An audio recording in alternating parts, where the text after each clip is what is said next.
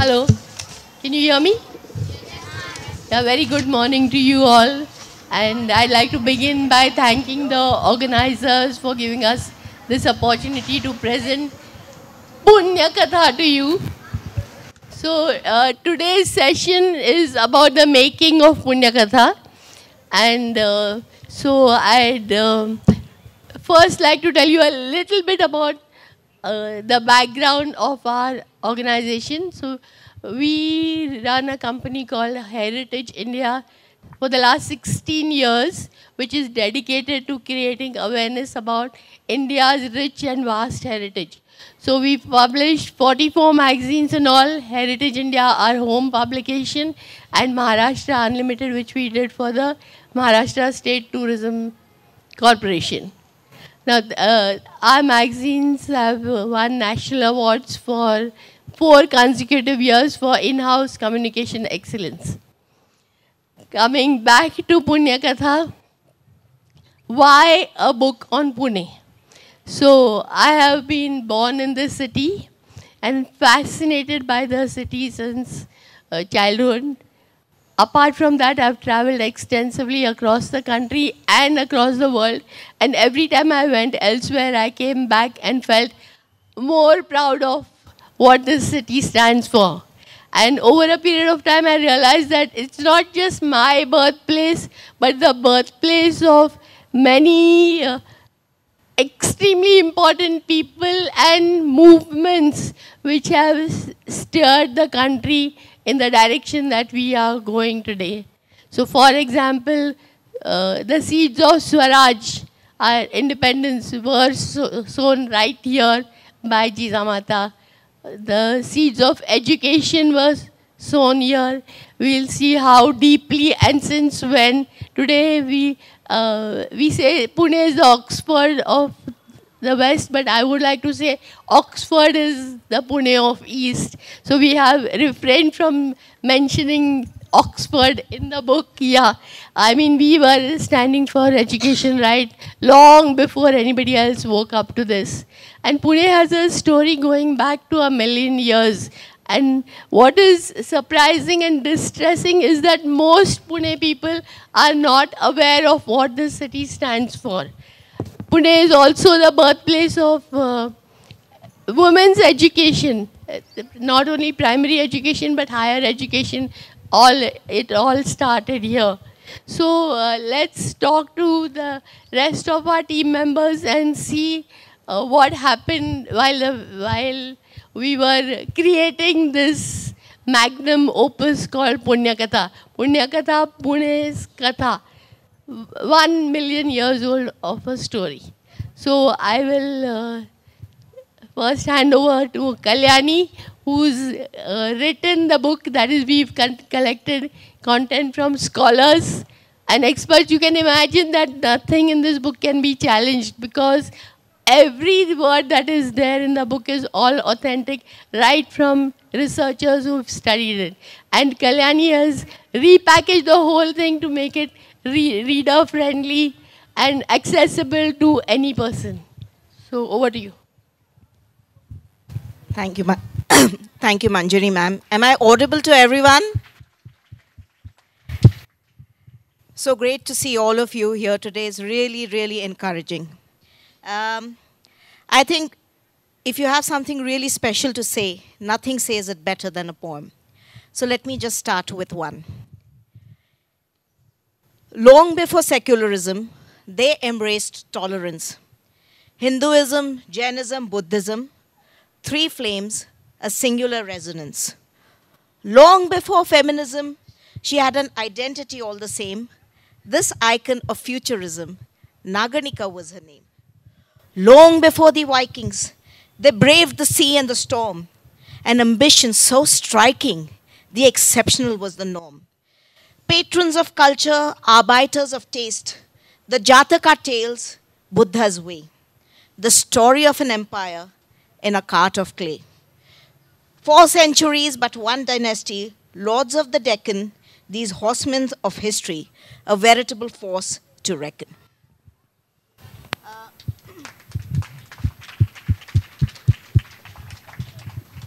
I'm talking about pretty much the first sons of the soil to take the reins of power, that is the Satavahanas who ruled this territory, Pune and the Deccan Plateau, and parts of Karnataka and down south as well, ranging somewhere between the 1st century CE and the 450 CE, that is 350 years.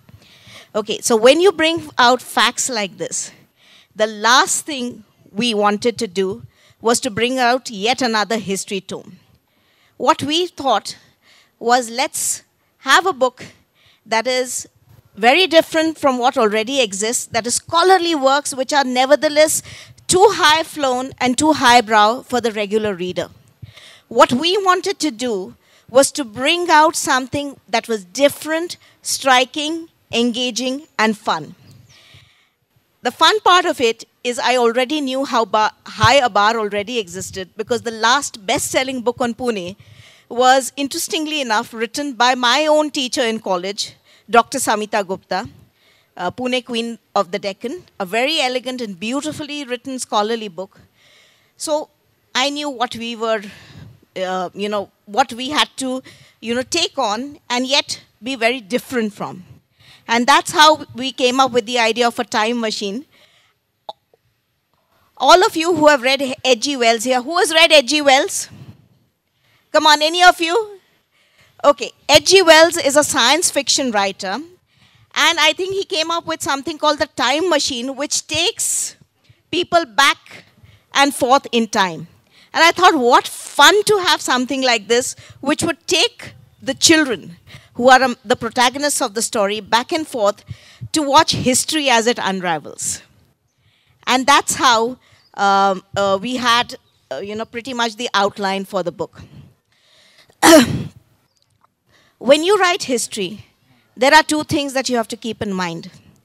Number one, any retelling of the past, any retelling of yesterday is important for the lessons it brings to us today.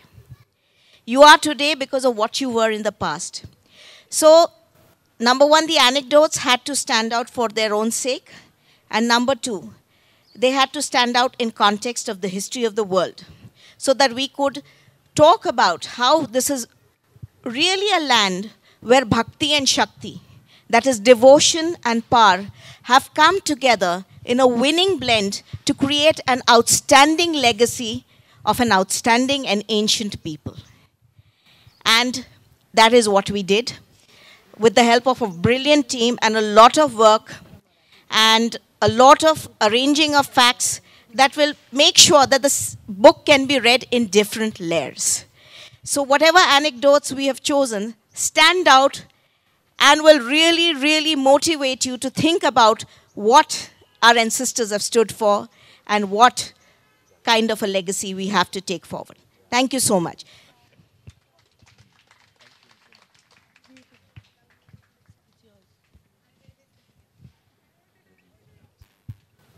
Yeah, we are going to go over to Dr. Apte now, so that he can tell us more about the rich history of Pune.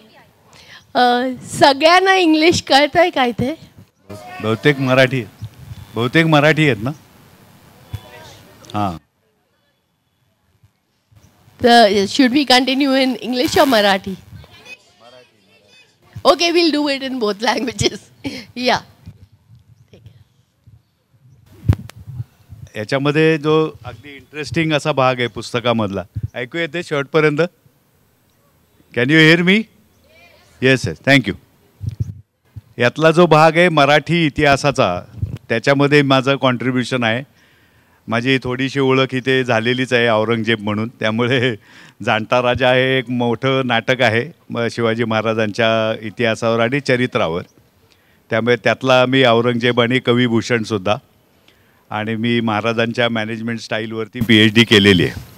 पण या सगळ्या म्हणजे पुण्याचा आणि या पुण्यकथा पुस्तकामधला महत्त्वाचा भाग आहे, the most important part, because all of the career of Chhatrapati Shivaji Maharaj it started from Pune. He had the birth place in Pune, Shivneri fort. He had the first place of residence, म्हणजे त्यांचं पहिलं घर पुण्यामध्ये होतं, लाल महाल. आणि त्यांच्या राज्याची म्हणजे स्वराज्याची पुढची सगळी वाटचाल म्हणजे from Swarajya or a very small state to a very big empire Maratha empire या सगळ्याशी पुण्याचा संबंध आहे आणि त्या सगळ्याची माहिती या पुण्यकथा मासिकामध्ये तुम्हाला मिळते किंवा या पुस्तकामध्ये तुम्हाला मिळते. आणि मुख्यतः माझा फोकस किंवा माझं कॉन्ट्रीब्युशन या पुस्तकामधलं हे सगळं जो मराठा पिरियड आपण म्हणतो means 2 centuries of Indian history are known as the Maratha centuries that is 17th and 18th. या 2 शतकामध्ये ज्या काही गोष्टी झाल्या हे अनेक महान गोष्टी झाल्या ज्यांनी देशाच्या इतिहासाला आणि पुढच्या भविष्यकाळालाही वेगळं वळण दिलं, चांगलं वळण दिलं. त्यामुळे त्याच्या संबंधीचं कॉन्ट्रीब्युशन हे मी जास्तीत जास्त देण्याचा प्रयत्न केला आहे कारण तो माझ्या दृष्टीने इतिहासातला खूप आवडता काळ आहे कारण त्यांनी सगळ्या देशाचा इतिहास बदलून टाकला. Because Marathas were the de facto rulers of 2/3 of India what we call as British India means political map of India and Marathas were ruling 2/3 part of that British India what we call it today means from Attock to Cuttack. Marathas fought many wars and they won. So they were the de facto controllers of 2/3 of India. And when East India Company wanted to shift their capital from Kolkata to elsewhere, then Pune was their first preference. These are some important characteristics about Pune. Those have been properly explained in this book, of course very colorfully. And the heroes of this book are these small children like you. That is also something very different. And they are through the time machine they are watching the history, they are feeling the history and they are living the history. So this is the peculiarity of this book. So I request every one of you to read this again and again and you will enjoy it more and more. Thank you.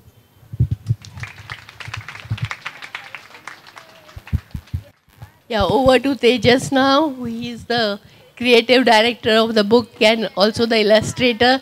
All the amazing illustrations that you see in this book, most of them have been done by him.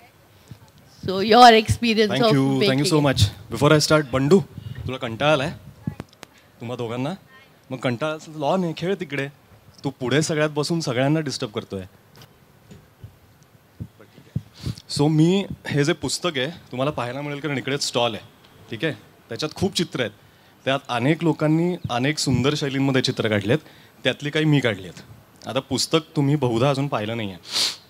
असं पुस्तकाबद्दल म्हणजे असं specific बोलण्यापेक्षा मी असं सांगेन की ma'am म्हणल्या, कल्याणी म्हणली, sir म्हणले तसं आपण ज्या शहरात राहतो त्या शहराचा अश्मयुगापासून म्हणजे काय एन्शियंट म्हणजे लिटरली अनेक 10 लाख वर्षापासून ते आत्तापर्यंतचा इतिहास आहे. बरोबर. आता या इतिहासात अनेक वेळा आपण ऐकतो आजच्या जगात की लोक म्हणतात अरे जुनं ते भारी होतं, आता जे नवीन आहे ते भंगार आहे, रद्दड आहे. किंवा आपण म्हणतो की शिवाजी महाराज फक्त ग्रेट होते, बाकी कोणी काही केलंच नाही, ब्रिटिशांनी तर वाटच लावली. तर मला इथे इतकी वर्ष राहून ह्या शहरात जन्म झाला माझा, मी इथेच वाढलो, हे काम करायला लागल्यापासून मला लक्षात आलं की आपण जिथे राहतो त्यातल्या बहुतांशी गोष्टी आपल्याला माहितीच नसतात. आणि मला तर वाचनाची आवड आहे आणि ते आवड असून माहिती नसतात. त्यामुळे काय होतं, आपण ज्या गोष्टी ऐकतो त्या गोष्टीवर आपला विश्वास बसतो आणि आपली स्वतःची मतच तयार करायला आपल्याला मिळत नाहीत. तर या प्रकारच्या पुस्तकाचं महत्त्व किंवा अशा पद्धतीची पुस्तकं का असावीत आणि ती लोकांनी का वाचावीत, कारण सरांसारखे अनेक अतिशय त्या विषयातले एक्सपर्ट्सनी अनेक कदाचित महिने अनेक वर्ष कष्ट घेऊन ते काम केलेलं असतं, गोष्टी जमवलेल्या असतात. मग कल्याणीसारख्या लेखिकेने त्याची सगळी अशी म्हणजे मांडणी केलेली असते, सुसूत्रता दिलेली असते त्याला. आणि एका शहराची पूर्ण गोष्ट जेव्हा आपण वाचतो तेव्हा आपल्याकडे एक स्वातंत्र्य राहतं की आपले ओपिनियन्स फॉर्म करण्याचे. मग कोणीतरी म्हणलं की अरे सगळे काही फॅक्टरी वाट लावली पुण्याच्या, तर आपण म्हणू नाही फॅक्टरीनी वाट लावली म्हणजे काय, फॅक्टरींमुळे खूप फायदाही झाला आहे पुण्याचा. आता त्याचे दुष्परिणाम आहेत, त्याचं काय करायचं आपण ठरवूयात. पण अशा गोष्टींसाठी स्वतःची मतं असण्यासाठी अशी पुस्तकं महत्त्वाची आहेत. तर सेशन झाल्यानंतर तुम्ही जरूर तिथे आहेत कॉपीज पुस्तकाच्या, नक्की पहा, तुम्हाला आवडतील. कारण खूप चित्र आहेत त्याच्यात, तुमच्याच वयाच्या मुलांचे काही. म्हणजे आम्ही ह्या पुस्तकात ना असं दाखवलं की एक मुलं आली आहेत बाहेरनं पुण्यात आणि त्यांना पुणं माहितीच नाही आहे. आणि त्यांना कोणतरी काय होतं अगदी जुन्या काळापासनं एक एक पात्र पुण्याच्या कथेतलं त्यांना भेटत राहतं. टाईम मशीनमधनं त्यांना मागे घेऊन जातं आणि मग ती कथा सांगत आत्तापर्यंत घेऊन येतं. सो तुमच्या वयोगटासाठी प्रामुख्याने अनेक गोष्टी केल्या तर तुम्हाला खूप आवडेल. सो ते जरूर बघा. आता you want throw it up for questions? No, not again. I just like to add something. I'm switching over to English because I see some blank faces, so maybe everybody doesn't understand Marathi. So, to add to what Tejas has said, why should you read a book on Pune? Kashala pahije? These are your roots. You know, like a big banyan tree which stands through centuries can't do it unless it has roots.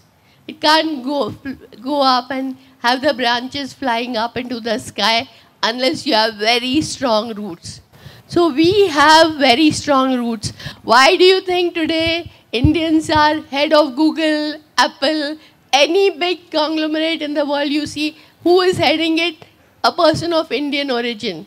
So why? Because we have very strong intellectual, spiritual, educational roots. But unless we know those roots, we are not going to be proud of them, right? We have to be proud of our roots, of our identity. We have to have a sense of belonging, that we are something and we are great. But how do you do that? Unless you know what you stand for. And which is why a book like this is extremely important, because it acquaints you with who you are. So some people say, oh, the book is expensive. But you will go to malls and spend 10 times more for something, some temporary pleasures. This is something which has to be in every Pune person's home, so that everybody here who's staying, it's your duty to get to know your city, right? I'm going to now pass over to Kalyani to narrate some anecdotes from the book. All right. Let me tell you something pretty interesting.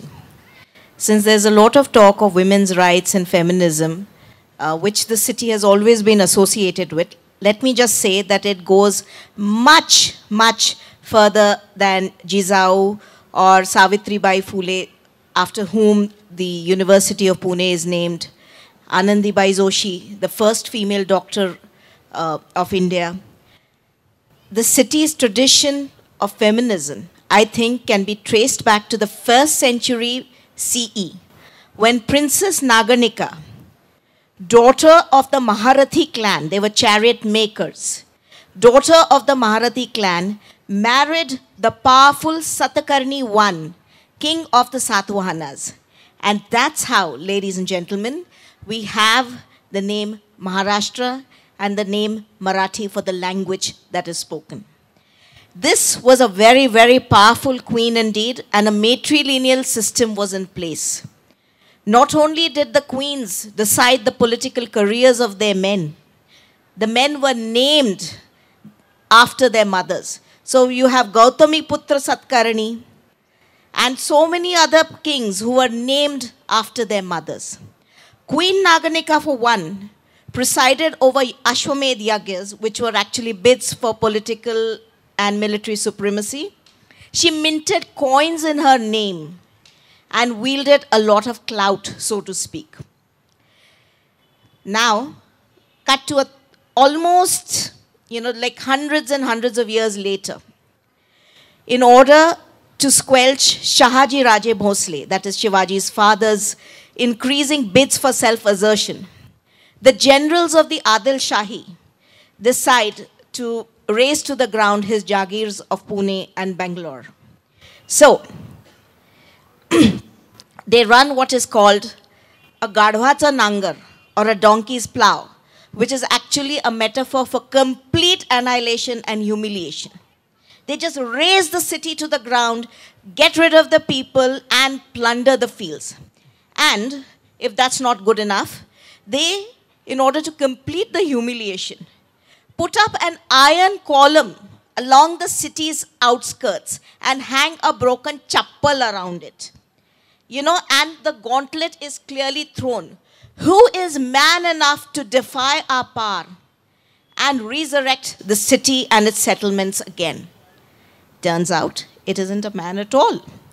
One fine day, the Adil Shah's men get up to see a dust storm, and they can hear the hooves of horses, and they think there's an army on its way.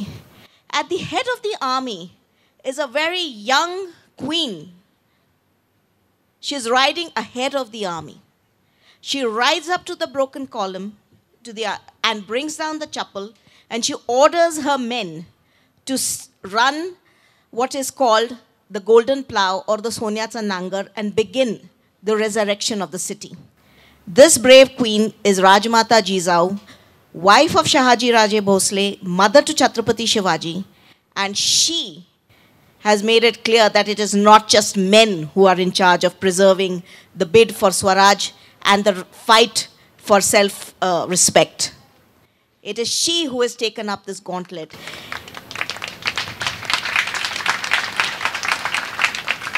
And we find over the next 5 years, Chhatrapati Shivaji Maharaj, surrounded by the Mawla boys, spends a large part of his formative years, say 5 crucial years, in Lal Mahal of Pune. So, as we can see, the city's women have played their role well before we expected them to. Thank you so much. इथे आपण एक गोष्ट 2-3 गोष्टी लक्षात घेणं आवश्यक आहे की इथे बरेच शिक्षक मंडळी पण आलेली आहेत. या मंजिरी मॅडम ज्या आहेत त्यासुद्धा शिक्षिकाच होत्या आणि त्यांनी या पुस्तकासाठी त्यांनी आपल्याला आत्ता आवाहनही केलं की तुम्ही पुण्याची माहिती घ्या, कारण तुम्हाला मोठं व्हायचं असेल किंवा पुणे का मोठं आहे हे जाणून घ्यायचं असेल तर तुम्ही स्वतः त्याची माहिती घेतली पाहिजे. त्याच्यासाठी त्यांनी जे पुस्तक आपल्याकडे तयार केले म्हणजे आम्ही सगळे त्याच्यात होतो, पण याच्यामधला लायनेस शेअर हा त्यांचा आहे, कारण त्यांनी त्यांच्या रिटायरमेंट फंडातून 35 लाखापेक्षा जास्त रक्कम खर्च करून हे पुस्तक तयार केलेलं आहे. म्हणजे त्यांनी नुसतेच चर्चा केलेले, नुसता उपदेश केलेला नाही आहे, तर तुमच्यासाठी त्यांनी स्वतः खर्च करून हे पुस्तक तयार केलेलं आहे. आणि मी इथल्या सर्व शिक्षकांनाही आवाहन करतो की त्यांनी त्यांच्या शाळेतल्या मुलांसाठी या पुस्तकाच्या प्रती निश्चितपणे विकत घ्याव्यात. लायब्ररीमध्ये त्या वर्षानुवर्ष हीच काय पुढची मुलं वाचतील आणि ती अतिशय महत्त्वाची गोष्ट आहे. आणि आत्ता सोन्याच्या नांगराची गोष्ट कल्याणीने तुम्हाला सांगितली आहे.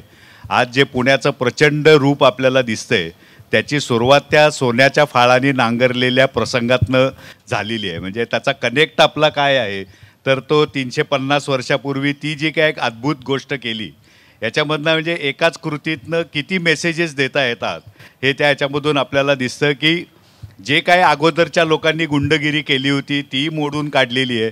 त्यांचा जो इशारा किंवा धमकी होती की अभी हमने यहाँ बर्बादी की है, आगे कोई जुर्रत ना करे की फिर से आबादी करे, त्यालाही उत्तर त्यांनी दिलेलं आहे. आणि ते अतिशय प्रतिकात्मक पद्धतीने दिलेलं आहे की एकीकडे गाढव आहे आणि दुसरीकडे सोनं आहे. म्हणजे पुण्यामध्ये कशाचं पोटेन्शियल आहे हे जिजाऊसाहेब आणि शिवाजी महाराजांनी त्या प्रसंगातनं आपल्याला दाखवून दिलेलं आहे. त्यामुळे त्या सोने का हल त्याचं जे एक रिप्रेझेंटेटिव्ह महत्त्व आहे ते आपल्याला सगळ्यांनी लक्षात घेण्याची गरज आहे. आणि त्यामुळे तुम्ही या सगळ्या पुण्यातल्या ज्या लाल महालासारख्या अतिशय महत्त्वाच्या वास्तू आहेत ज्याच्यामध्ये त्याची एक त्या प्रसंगाची आठवण म्हणून सोन्याचा नांगर लावलेला असंही आपल्याला तिथे प्रत्यक्ष एक कृती म्हणजे शिल्पकृती उभी केलेली आहे ती आपण पाहायला पाहिजे. आणि एवढंच नाही आहे तर अनेक गोष्टी आहेत की ज्या बाजीराव पेशव्यांचं वर्णन मॉन्टगोमेरीसारख्या माणसाने केलं त्याच्या पुस्तकामध्ये की the only unbeaten general in the military history of the world was the Bajirao senior. आपण फक्त दुर्दैवाने बाजीराव मस्तानी प्रेमकहाणीच ऐकतो, ती प्रेमकहाणी सत्यच होती, त्याच्यात खोटं काही नव्हतं. त्याचं सिनेमॅटायझेशन सोडून द्या तुम्ही, परंतु त्याच्यातल्याही गमती जमती अशा आहेत की आपल्याला त्याच्यातून एक वेगळा चांगला संदेश पण मिळतो की त्यांना एक मुलगा झाला, त्याचा जन्म हा हिराबागेत झाला हे बहुतेक लोकांना माहिती नसतं पुण्यातल्या. आणि गंमत अशी आहे त्याच्यामधली की बाजीरावांनी त्या मुलाचं नाव मुस्लिम धरतीचं शमशेर बहादर असं ठेवलं आणि मस्तानींनी त्याच मुलाचं नाव हिंदू धरतीचं कृष्णसिंह असं ठेवलं. म्हणजे या इतिहासातल्या ज्या गमती जमती आहेत त्याही आपल्याला समजून घेणं आवश्यक आहे. आणि जदुनाथ सरकारांनीच बाजीरावांचं वर्णन असं केलं होतं की हेवनली बॉर्न कॅव्हलरी लीडर. त्यामुळे अशा या सगळ्या गोष्टींशी संबंध तुमचा इथे येईल, या घटना तुम्हाला भेटतील. त्यामुळे हे त्याचं वैशिष्ट्य आहे. म्हणजे हा नुसता काही अकॅडमिक एक्झरसाइज नाही आहे. It is very entertaining and very it will give you the lack of where we lack is the spirit. It will provide you with the necessary spirit, because we always talk about विश्व गुरु etc. पर अगर हमें विश्व गुरु बनना है तो ऐसा खुद को पहले टटोलना है कि हम कौन हैं और हम कहाँ जाना चाहते हैं. तो हम कौन थे और हमें कहाँ जाना है, इसकी सभी की जानकारी इस पुस्तक से मिलेगी. इसके लिए भी इसका महत्व है. धन्यवाद. I don't know. Can Tejas just say, do you want to say a couple of words for yourself? No? You're fine. Okay. So, children and everybody else in the audience, would you like to ask questions? This is question time. You should ask. They have some really nice, interesting stories of Pune. You just raise your hand. Yeah. We need a mic there. I had a question of my own, but let's try to look at the audience. So you mentioned that this is a story of Pune from what, a million years or so? So from prehistory, from the Stone Age onwards. So can you tell us some facts about Pune in a very ancient era? We have heard the stories about giraffes and rhinos by the Mula Motha river. So maybe you can share a few facts about that. Thank you for your question. Let me tell you something very, very interesting. Did you know that ostriches have walked the earth of Pune? We think, we don't associate them with India. But an ostrich egg shell fossil, which dates back to 30,000 years ago, indicates very different climatic conditions, which of course changed over time, which led to the extinction of the ostrich. 19,000 years ago in Ghod Valley, Inamgaon, Ahmednagar, you have a fossil of the hippopotamus, which of course, which of course then disappeared due to disappearing climatic conditions. We've also heard of something like, how many of you have heard of Mount Vesuvius destroying the ancient city of Pompeii, Italy in 79 CE? Well, so you will probably, resonate with the idea of a volcano called Toba, which is off the island of Sumatra, 3,500 miles to the southeast of India, which let off super eruptions in the form of volcanic ash or tephra. Around 80,000 and 90,000 years ago, that landed in the form of sediments along the banks of the river Kadha and Kukri in Morgaon and Junnar respectively. Even today, you can see the tephra along the banks of the river. That is how far back Pune's history goes. But unlike Vesuvius, which destroyed Pompeii, this volcanic explosion did not completely destroy local fauna and flora or human life, which came much after. The fossils of antelopes, the fossils of the extinct pig, which is the forefather of the wild boar that roams the jungles today, a mammoth-like creature, which was the forefather of the elephant, the ostrich, and the hippopotamus. All of these were found in the region. That is one. And very, very interestingly, in the 1960s, a cluster of stone tools dating back to the earliest part of the Stone Age. What is the Stone Age? The age when man began making tools out of stone. The earliest part of the Stone Age, that's when, so these cluster of stone tools can be dated back to that era. And the fact that they've been found in a row suggests that there was a formal unit, a kind of stone-making factory, so to speak, which dates back to the Stone Age. There is a reason why Pune has always been settled. Cradled in the lap of the Sahyadris, blessed with abundant water and pleasant weather. It has been coveted down the centuries by power brokers, scholars and soldiers alike. So yes, thank you for your question, which dates back to the Stone Age. Can I just quickly add to that? I just wanted to add another thing. So this is about prehistory. But even later, what we have been taught is that maritime seafaring and trade started with the imperial powers. But we now know with research that in the 1st century BC, I mean, how long ago is that? There used to be a ship from Rome that docked on the western coast of India every day. And this was under the Satavahanas, the dynasty, which was a very prosperous dynasty, which I think ruled this region, Pune included, for what, 200, 300 years? 350 years. And we've never heard of them. So we realize that, you know, everything, a lot of things that have now residually come to us is not the whole truth. It's just a half truth. And if we take just a little bit deeper, our own region has so much to tell us about ourselves. And the proof of all these stone tools, ostrich shells and all of that is available for you all to see at the Deccan College Museum. So, We still have time for more questions from the audience. Children, adults, you should, yes. Yes, ma'am. Yeah, so I have a question. Whose brainchild was it? As you, ma'am, it was yours in terms of putting a book like this together. How did you find the rest of the people on the panel? I mean, obviously they're all well-known, reputed, but how did you decide that you wanted Dr. Apte for the project? And then through the process, how did you all collaborate to make sure that the vision was, you had a certain thing in mind? So did you all have frequent meetings? So I'm just interested in the process. yeah, lovely question, because we'd love to talk about it. It has been an extremely enriching experience and journey for all of us to be part of this project. So when I thought of making the book, the first question is that what are you going to put into it, right?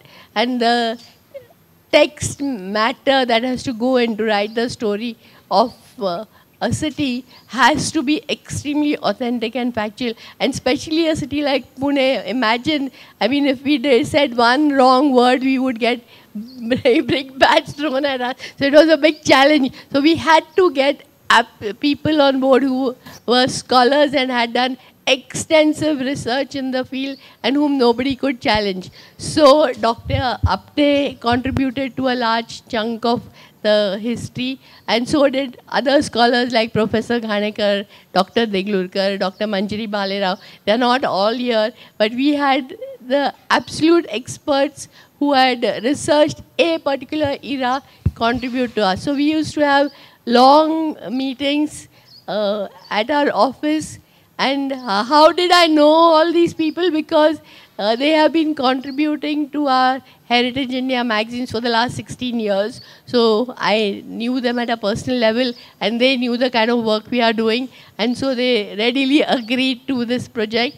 And so Dr. Apte, Dr. Ghanekar used to come to our office regularly, and they would tell us, narrate the history, and Kalyani would sit and record it, and then go back home, rewrite it, then go back to them and recheck whether we had missed out something or misinterpreted something. And then once we had all the text ready, then we had to go for matching pictures. And so we collected photographs from photographers. We went out in the field. We sent people to take photographs where things were missing.